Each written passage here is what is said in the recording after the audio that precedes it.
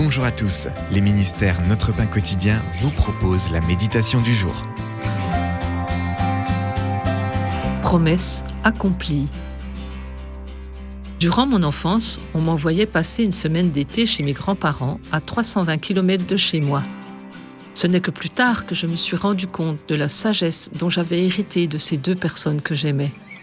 Leur vécu et leur marche avec Dieu leur avaient procuré des perspectives que mon jeune esprit ne pouvait pas encore imaginer. Mes conversations avec eux au sujet de la fidélité de Dieu m'ont assuré que Dieu est digne de confiance et accomplit chacune de ses promesses. Marie, mère de Jésus, était adolescente quand un ange lui est apparu. L'incroyable nouvelle que Gabriel lui a annoncée a dû la bouleverser, mais elle a néanmoins accepté volontiers sa tâche avec grâce.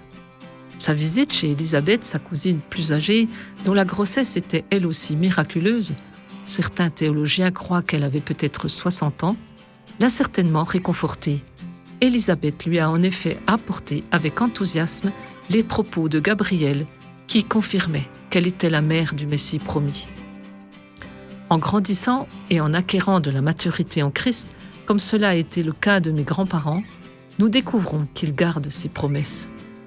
Il a tenu promesse en donnant un enfant à Élisabeth et à Zacharie.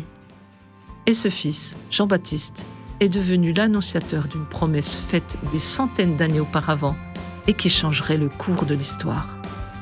Le Messie promis, le Sauveur du monde, s'en venait.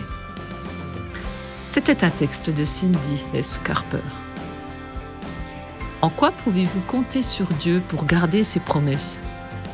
Laquelle de ces promesses vous procure le plus de joie ? Père, merci de te montrer digne de confiance et d'accomplir tes promesses. Cet encouragement vous a été proposé par les ministères Notre Pain Quotidien.